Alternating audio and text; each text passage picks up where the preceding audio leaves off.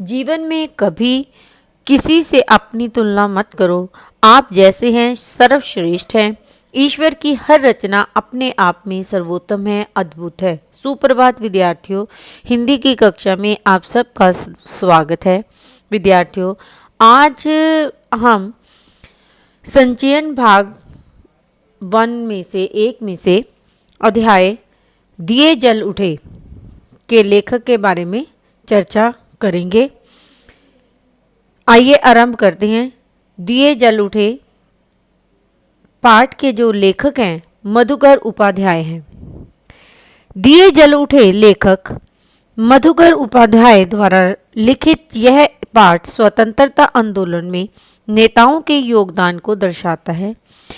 इनकी प्रारंभिक शिक्षा अयोध्या से आरंभ हुई।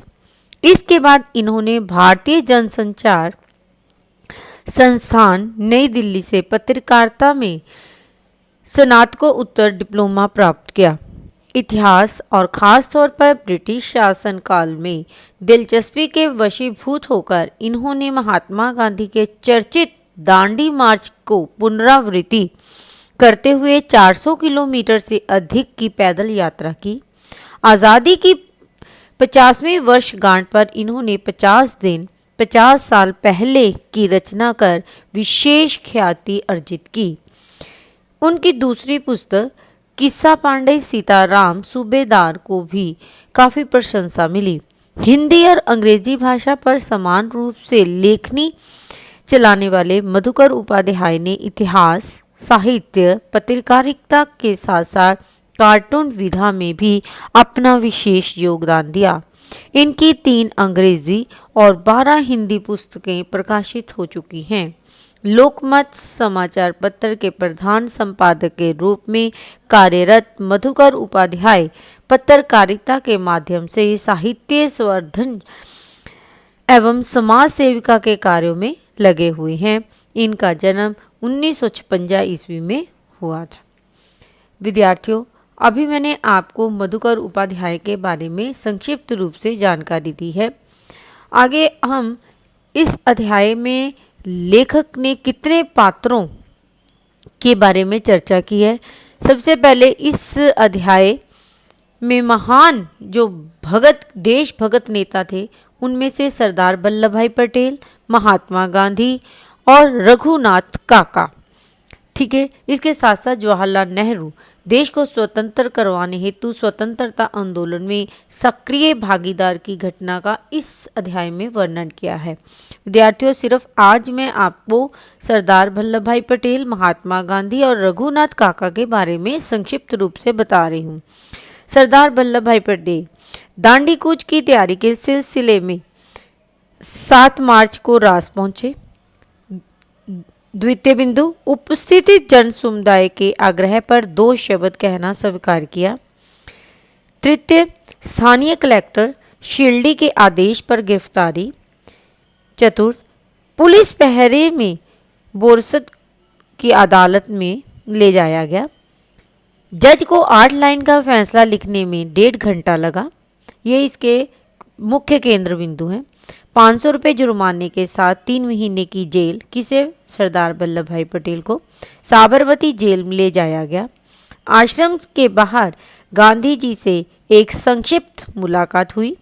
गांधी जी से कहा कि मैं चलता हूं, अब आपकी बारी है। पटेल की गिरफ्तारी की देश भर में काफ़ी कड़ी प्रतिक्रिया हुई। ये जो मैंने अभी आपको बताया वो सरदार वल्लभ भाई पटेल के बारे में। अब मैं महात्मा गांधी सरदार वल्लभ भाई पटेल से मिलने के लिए आश्रम से बाहर आए। कौन? महात्मा गांधी। गांधी जी के राज पहुंचने पर भी वह कानून लागू था जिसके अंतर्गत पटेल की गिरफ्तारी की गई थी। रास में गांधी जी का भव्य रूप से स्वागत किया गया। लोगों ने उनका दिए जलाकर स्वागत किया। लोगों की आत्मा को जगाते हुए महात्मा गांधी ने कहा कि आप लोग दरबार लोगों से त्याग और हिम्मत सीखें। ब्रिटिश आधिपत्य वाले भूभाग में से ही यात्रा करने का निश्चय किया। गाजे बाजे के साथ सत्याग्रही तथा गांधी जी रास पहुंचे। सरदार वल्लभ भाई पटेल की गिरफ्तारी का उल्लेख करते हुए गांधी जी ने कहा कि उन्हें यह पुरस्कार आपकी सेवा करने के कारण ही मिला है। 105 साल की बूढ़ी महिला ने गांधी जी से कहा, स्वराज्य लेकर ही वापिस आना। धर्म यात्रा का नाम देते हुए अपनी पूरी यात्रा पैदल ही तय की। नदी तट पर दोनों ओर से कई हजार लोग हाथों में दिए लेकर खड़े हुए। ये तो था महात्मा गांधी के बारे में मैंने संक्षिप्त से बताया। अभी मैं इसका मुख्य पात्र जो और है रघुनाथ काका। गांधी जी को नदी पार करवाने की जिम्मेदारी रघुनाथ काका जी ने उठाई। इसके लिए काका ने नई नाव भी खरीदी थी। नाव को लेकर कनकापुर में वह पहुंचे। बदलपुर निवासी रघुनाथ काका को सत्याग्रहियों ने निषाद राज का नाम भी दिया।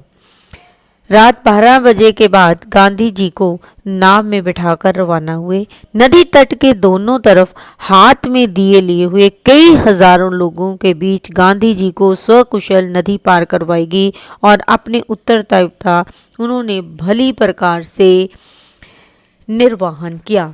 विद्यार्थियों, यहीं पर मैंने आज आपको इतनी ही जानकारी दी है। कल के वीडियो में हम इस अध्याय के पाठ परिचय और पाठ के सार के बारे में संक्षिप्त रूप से जानकारी हासिल करेंगे। घर रहें, स्वस्थ रहें। धन्यवाद।